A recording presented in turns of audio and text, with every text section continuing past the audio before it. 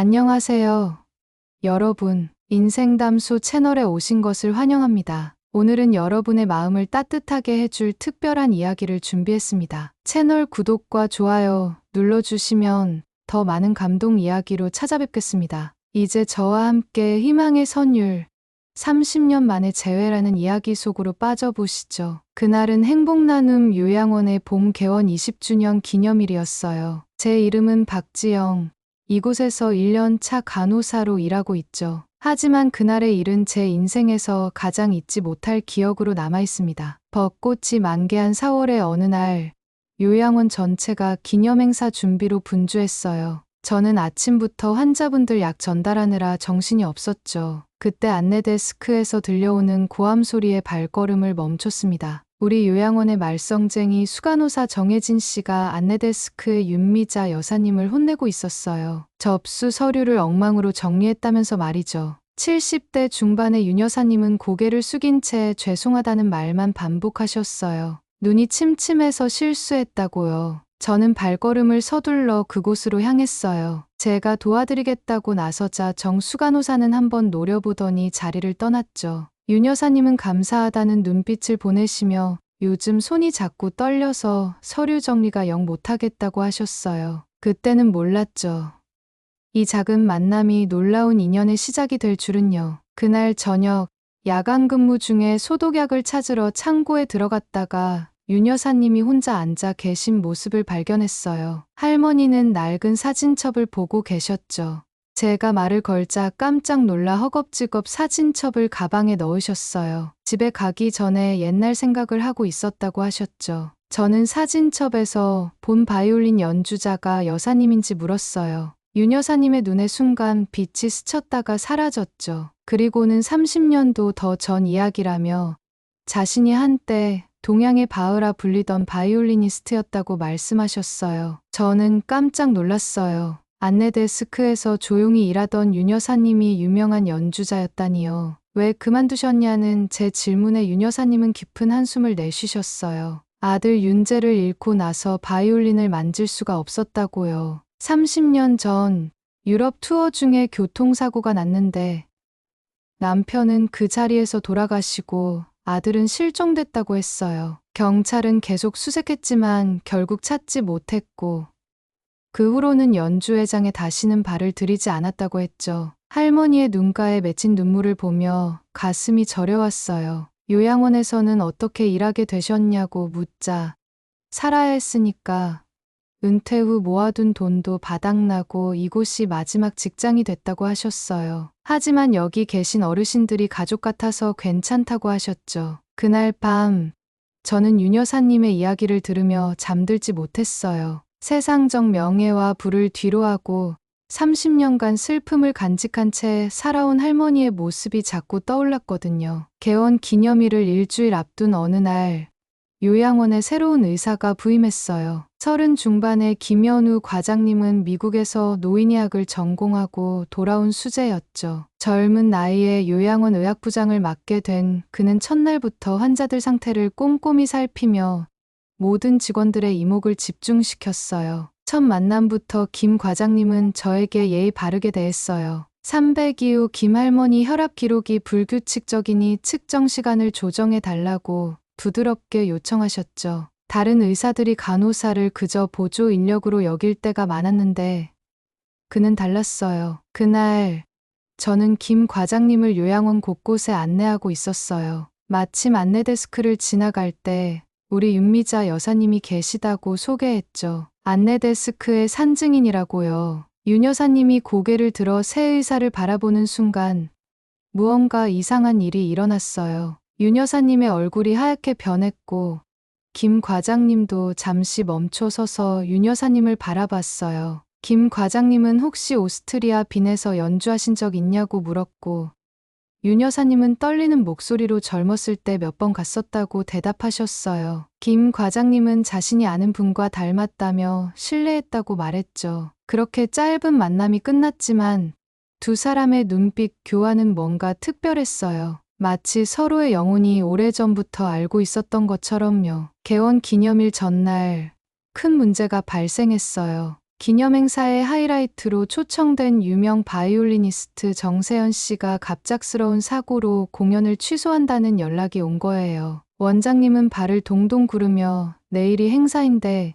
이제 와서 대체 연주자를 어디서 구하냐며 안절부절못하셨어요. 그때 김 과장님이 조용히 제안했어요. 대학에서 바이올린 동아리 활동을 했으니 간단한 곡이라면 연주할 수 있다고요. 모두가 안도의 한숨을 내쉬는 순간 저는 문득 윤 여사님이 생각났어요. 원장님께 사실 우리 윤 여사님이 예전에 바이올리니스트셨다고 말씀드렸죠. 원장님은 깜짝 놀라셨어요. 우리 안내데스크 윤 여사님이 하고요. 제 말에 모두가 놀란 표정을 지었어요. 그 중에서도 김 과장님의 눈빛이 특히 달라졌죠. 어떤 분이셨는지 물으시길래 30년 전만 해도 동양의 바흐라 불리던 분이었다고 제가 우연히 알게 됐다고 말씀드렸어요. 김 과장님의 얼굴이 확 변했어요. 마치 뭔가 중요한 퍼즐 조각을 찾은 듯한 표정이었죠. 그러더니 저에게 같이 윤 여사님께 부탁드리러 가자고 하셨어요. 저와 김 과장님은 퇴근하시는 윤 여사님을 뒤쫓았어요. 여사님, 잠시만요. 하고 불렀더니 윤 여사님이 고개를 돌려 우리를 바라보셨죠. 내일 개원 기념행사에 초청된 바이올리니스트가 갑자기 못 온다고 여사님이 대신 연주해 주시면 안 되겠냐고 부탁했어요. 윤 여사님의 표정이 굳어졌어요. 안 된다고 30년간 바이올린을 만진 적이 없으니 이제 손가락도 굳었을 거라고 하셨죠. 그때 김 과장님이 한 발 앞으로 나섰어요. 음악은 잊혀지지 않는다고. 특히 윤 여사님 같은 대가에게는 그렇다고 말했어요. 그리고는 자신이 윤 여사님의 연주를 알고 있다고 했죠. 윤 여사님은 놀란 눈으로 김 과장님을 바라보셨어요. 당신이 어떻게 알고 있느냐고요. 김 과장님은 어머니의 LP 컬렉션에 윤미자의 바흐 무반주 소나타가 있었다고. 어머니는 그 음반을 들으며 자신에게 음악의 아름다움을 가르쳐 주셨다고 했어요. 윤 여사님의 눈에 눈물이 고였어요. 그래도 이제 연주할 수 없다며 자신의 손을 바라보셨죠. 김 과장님이 윤 여사님의 손을 조심스럽게 잡았어요. 한 번만 시도해 보시면 어떻겠냐고. 우리 환자분들에게 희망을 주는 선물이 될 거라고 말했죠. 긴 침묵 끝에 윤 여사님은 천천히 고개를 끄덕이셨어요. 단 한 곡, 자신이 가장 사랑했던 곡 하나만 연주하겠다고 하셨죠. 개원 기념일 아침, 저는 평소보다 일찍 출근했어요. 행사장을 살펴보니 김 과장님이 이미 와 계셨죠. 그런데 놀랍게도 그의 손에는 오래된 바이올린 케이스가 들려 있었어요. 물어보니 어제 밤늦게 집에 가서 찾아왔다고. 어머니가 간직하던 물건인데 오늘 윤 여사님께 드리려 한다고 했어요. 저는 궁금했지만 더 묻지 않았어요. 김 과장님의 표정이 무척 진지했거든요. 오전 내내 행사 준비로 바빴어요. 윤 여사님은 오늘 하루 휴가를 내셨다고 했는데 실은 집에서 연습을 하고 계신다는 걸 저만 알고 있었죠. 점심시간 저는 몰래 윤 여사님의 집을 찾아갔어요. 아파트 복도에서부터 들려오는 아름다운 바이올린 선율에 저는 그 자리에 멈춰 섰어요. 문을 두드릴 용기가 나질 않았거든요. 30년의 세월이 무색하게 윤 여사님의 바이올린은 영혼을 울리는 소리를 내고 있었어요. 한참을 서서 듣다가 결국 노크를 했어요. 문이 열리고 윤 여사님이 나오셨는데 평소와는 다른 모습이었어요. 곱게 펴진 허리, 빛나는 눈동자, 마치 30년 전 무대 위에 바이올리니스트로 돌아간 것 같았어요. 점심 도시락을 가져왔다고 하니 고맙다며 저를 맞아주셨죠. 연습은 잘 되냐고 물었더니 처음엔 손가락이 말을 듣지 않았지만 조금씩 돌아오는 것 같다고 하셨어요. 신기하게도 손이 스스로 기억하고 있었다고요. 윤 여사님과 함께 점심을 먹으며 이런저런 이야기를 나눴어요. 그런데 갑자기 윤 여사님이 김 과장님에 대해 물으셨어요. 그 사람에 대해 좀 더 알려달라고요. 미국에서 공부하고 최근에 한국으로 돌아왔다고. 30대 중반이고 노인의학 전문가로 실력이 뛰어나다고 알려드렸죠. 왜 물으시냐고 했더니 뭔가 익숙한 느낌이 든다고 하셨어요. 이상하게 그 사람의 눈을 보면 자신의 남편 생각이 난다고요. 저는 그 말을 듣고 가슴이 쿵 내려앉는 느낌이 들었어요. 혹시 하는 생각이 스쳐 지나갔지만 너무 영화 같은 상상이라 곧 틀려버렸어요. 드디어 개원 20주년 기념식이 시작됐어요. 요양원 강당은 어르신들과 직원들, 그리고 특별 초청된 손님들로 가득 찼죠. 사회자인 행정실장이 무대에 올라 인사말을 전했어요. 오늘 특별히 세계적인 바이올리니스트를 모시기로 했었으나 갑작스러운 사정으로 참석하지 못하게 되었다고요. 그러나 더 특별한 분을 모시게 되었다며 바로 우리 요양원의 안내데스크에서 20년간 묵묵히 일해오신 윤미자 여사님을 소개했어요. 사람들의 의아한 표정과 조용한 박수 속에 윤 여사님이 무대에 올랐어요. 평소에 보던 것과는 완전히 다른 모습이었죠. 검은색 정장에 머리를 단정하게 올린 윤 여사님은 그 자체로 위엄이 느껴졌어요. 30년 만에 다시 바이올린을 잡게 되었다며 오늘은 가장 사랑하는 곡 바흐의 샤콘느를 연주하겠다고 하셨어요. 이 곡은 자신의 아들에게 바치는 곡이라고 말씀하셨죠. 윤 여사님이 바이올린을 턱에 고정시키고 활을 들어 올렸어요. 그리고 첫 음이 울려 퍼졌죠. 그 순간 강당은 완전한 침묵에 잠겼어요. 윤 여사님의 손가락은 30년의 세월을 뛰어넘어 현을 누르고 활은 마치 영혼을 담은 것처럼 움직였어요. 바흐의 샤콘느는 15분이 넘는 긴 곡이지만 그 시간 동안 누구도 숨쉬는 소리조차 내지 않았어요. 윤 여사님의 연주는 기교를 넘어 그녀의 인생 전체를 담고 있었거든요. 슬픔, 그리움, 희망, 모든 감정이 선율에 녹아 있었어요. 저는 고개를 돌려 김 과장님을 보았어요. 그의 눈에는 눈물이 가득했고 무언가를 간절히 기다리는 듯한 표정이었죠. 마지막 음이 사라지고 강당은 기립박수로 가득 찼어요. 윤 여사님은 겸손하게 고개를 숙이셨고 그때 김 과장님이 무대로 걸어 올라갔어요. 김 과장님은 어머니라고 부르셨고 강당이 다시 조용해졌어요. 윤 여사님은 혼란스러운 표정으로 김 과장님을 바라보셨죠. 제가 당신의 어머니라니요?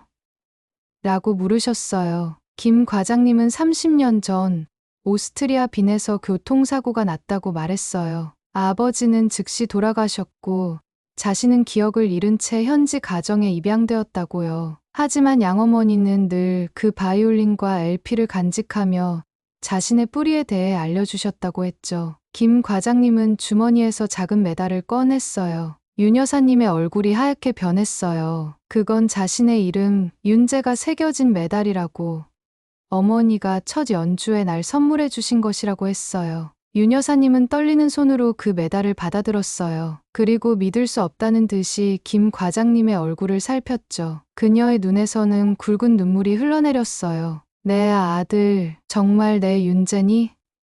라고 떨리는 목소리로 물었고 김 과장님은 그렇다고 드디어 찾았다고 대답했어요. 그 순간 두 사람은 서로를 꼭 안았어요. 강당에 있던 모든 사람들은 기적 같은 이 재회의 순간을 목격하며 눈물을 흘렸죠. 저도 뺨을 타고 흐르는 눈물을 닦을 수 없었어요. 그 후 윤 여사님과 김 과장님의 이야기는 요양원을 넘어 뉴스에도 소개됐어요. 30년 만에 기적적인 재회라는 제목으로요. 김 과장님은 자신의 한국 이름을 다시 되찾아 이제는 윤재 과장님으로 불리게 되었죠. 정혜진 수간호사는 윤 여사님에게 공개적으로 사과했고 원장님은 윤 여사님에게 요양원 음악치료 프로그램을 맡아달라고 제안하셨어요. 윤 여사님은 이제 매주 토요일마다 어르신들을 위한 바이올린 연주회를 열고 있어요. 그리고 놀랍게도 치매가 있는 어르신들조차 그녀의 연주를 들으며 옛 기억을 떠올리는 기적 같은 일이 일어나고 있죠. 저는 요즘 윤 여사님과 윤재 과장님의 집에 자주 초대받아 저녁을 함께해요. 두 사람이 30년의 세월을 메꾸며 나누는 이야기들을 들으면 가슴이 따뜻해져요.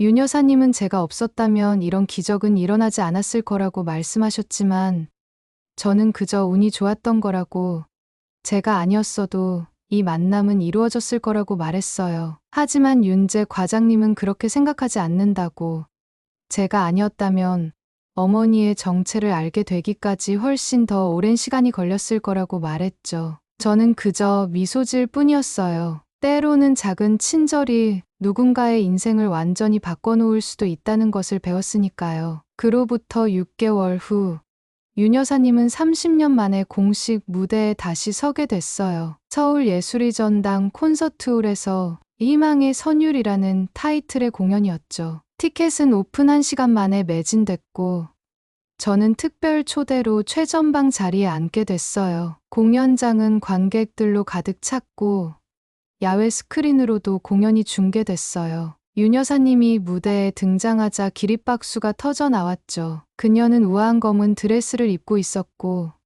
그 옆에는 윤재 과장님이 함께했어요. 모자의 특별 합동 공연으로 바흐의 이중 협주곡을 연주하기로 한 거였죠. 두 사람의 바이올린 선율이 하나가 되어 공연장에 울려 퍼졌어요. 그 음악에는 30년의 이별과 그리움, 그리고 기적과 같은 재회의 이야기가 담겨 있었죠. 연주가 끝나고 윤 여사님은 관객들에게 말했어요. 음악이 제 아들을 돌려주었습니다. 그리고 이제 음악으로 여러분에게 희망을 드리고 싶습니다. 그날 이후 윤 여사님은 은퇴한 음악가들과 함께 희망의 선율 재단을 설립했어요. 요양원과 병원에서 음악으로 치유를 전하는 단체였죠. 윤재 과장님은 의학적 관점에서 음악 치료의 효과를 연구하며 어머니의 활동을 지원했고요. 저는 그들의 활동을 보며 생각했어요. 인생은 때로 우리가 예상치 못한 방향으로 흘러가지만 포기하지 않고 자신의 자리에서 최선을 다한다면 언젠가는 기적과 같은 순간이 찾아올 수 있다고요. 1년 후 저는 윤 여사님의 권유로 간호학과 함께 음악치료학을 공부하기 시작했어요. 요양원에서의 경험과 윤 여사님의 이야기가 제 인생의 방향을 바꿔놓았거든요. 윤 여사님과 윤재 과장님은 이제 전국을 다니며 자신들의 이야기를 나누고 있어요. 기적은 일어난다는 주제로 강연도 하고 함께 연주회도 열고 있죠. 그분들의 이야기를 들은 많은 사람들이 오랫동안 포기했던 꿈을 다시 찾거나 잃어버린 가족을 찾기 위한 노력을 시작하기도 했어요. 요양원도 많이 바뀌었어요. 정수간호사는 윤 여사님의 이야기에 큰 감명을 받고 자신의 행동을 돌아보게 되었죠. 이제는 직원들과 환자분들에게 훨씬 더 친절하게 대하고 있어요. 원장님은 음악 치료실을 새로 만들어 어르신들이 음악을 통해 기억을 되살리고 정서적 안정을 찾을 수 있도록 도와주고 있고요. 저는 간호 업무를 계속하면서 주말에는 윤 여사님의 음악 치료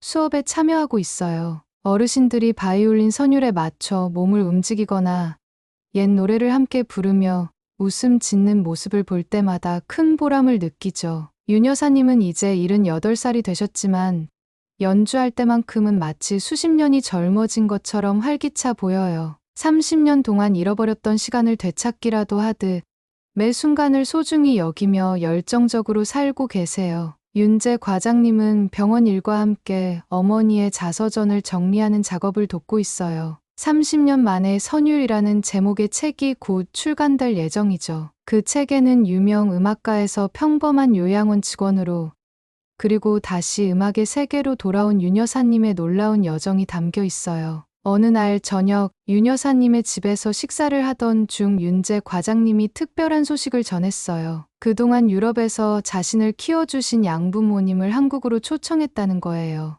윤 여사님은 처음에는 당황하셨지만 곧 기쁨의 눈물을 흘리셨어요. 아들을 구해주고 훌륭하게 키워준 은인들을 만나고 싶다고 하셨죠. 한 달 후 오스트리아에서 오신 로베르트 씨와 마리아 씨가 인천공항에 도착했어요. 윤 여사님은 떨리는 손으로 꽃다발을 준비해 공항으로 마중 나갔죠. 서로 다른 언어를 사용했지만 그들의 만남은 말이 필요 없는 감동적인 순간이었어요. 윤 여사님은 두 분의 손을 잡고 깊이 고개를 숙이며 감사의 마음을 전했고 마리아 씨는 윤 여사님을 꼭 안아주셨어요. 로베르트 씨는 윤재를 발견했던 그날의 이야기를 들려주셨어요. 사고 현장 근처 숲속에서 겁에 질려 숨어있던 어린 윤재를 우연히 발견했다고요. 병원에 데려갔을 때 심한 외상으로 기억을 잃은 상태였고 아무도 그의 신원을 확인할 수 없었대요. 하지만 아이의 품속에는 작은 메달이 있었고 거기에는 한글로 윤재라고 새겨져 있었다고 했어요. 윤 여사님은 그 이야기를 들으며 끊임없이 눈물을 흘렸어요. 로베르트 씨와 마리아 씨는 경찰과 함께 아이의 가족을 찾으려 노력했지만 결국 실패했고 아이에게 애정을 느낀 그들은 법적 절차를 거쳐 입양했다고 해요. 윤재가 음악에 관심을 보이자 바이올린을 배우게 했고 그의 뿌리에 대해서도 꾸준히 알려주었대요. 그들은 2주간 한국에 머물며 윤 여사님과 윤재 과장님과 함께 시간을 보냈어요. 여행도 다니고 함께 음식도 만들고 서로의 문화를 나누는 소중한 시간이었죠. 그리고 저도 몇 번 초대받아 그 따뜻한 시간을 함께 했어요. 이제 윤재 과장님에게는 두 쌍의 부모님이 생긴 셈이었죠. 로베르트 씨와 마리아 씨가 떠나는 날, 윤 여사님은 특별한 선물을 준비했어요. 자신의 모든 음반과 함께 새롭게 녹음한 바흐의 무반주 소나타였죠. 표지에는 나의 두 번째 가족에게라는 글귀가 적혀 있었어요. 공항에서의 작별은 슬펐지만 이제 매년 서로를 만나기로 약속했기에 다시 만날 날을 기약하며 헤어질 수 있었어요. 2년이 흘렀어요. 윤 여사님의 희망의 선율 재단은 전국적으로 알려지게 되었고 많은 요양원과 병원에서 음악치료 프로그램을 운영하고 있어요. 저는 음악치료사 자격증을 취득하고 간호사 업무와 함께 음악치료 프로그램을 진행하고 있죠. 시간은 계속 흘러 3년이 더 지났어요. 저는 이제 음악치료 전문가로서 전국을 다니며 강연도 하고 있고 윤 여사님의 권유로 관련 책도 출간했죠. 음악으로 떠나는 기억의 여행이라는 제목의 책이 의외로 많은 사랑을 받았어요. 오늘은 요양원 음악치료실 확장 기념회가 있는 날이에요. 이제 우리 요양원은 음악치료의 메카가 되어